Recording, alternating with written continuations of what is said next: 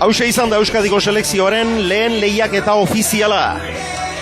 Eta egunotan Gernikan bizi izan dugun guztia zoragarria eta zirraragarria izan da.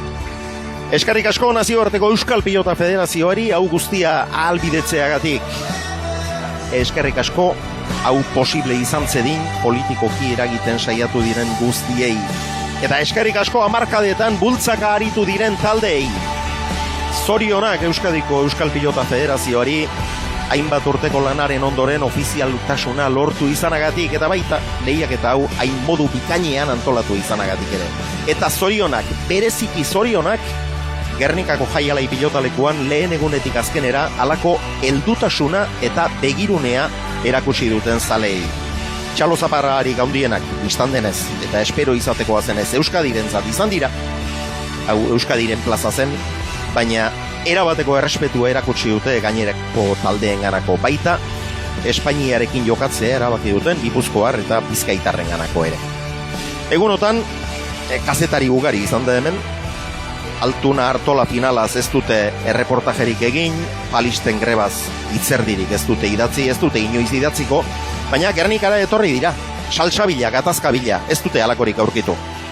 Adiskidantzazko giroa aurkitu dute hemen, pilotaren festa zirraragarri bat. Jazaubonek inaugurazio ekitaldian esan bezala, horma hauek libertimendurako hormak dira, sormenerako, arterako, bizikidetzarako.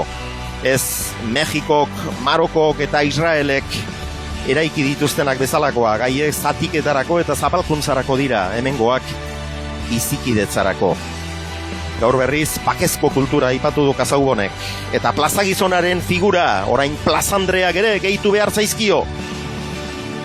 Gernikan bizi izan duguna benetan zirraragarria izan da, eta halako girorik errepikatuko baldin bada, Euskal Ordezkaritza ezinbestekoa izango da aurrerantzean ere.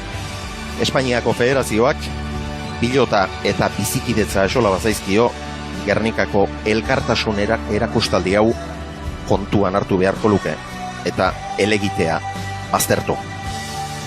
Hau jaun Andreok ez da gailurra, baina arnasa eman digun gain zoragarri bat bai. Gora Euskadiko pilota selekzioa, gora Euskal Pilota, aurrera goaz.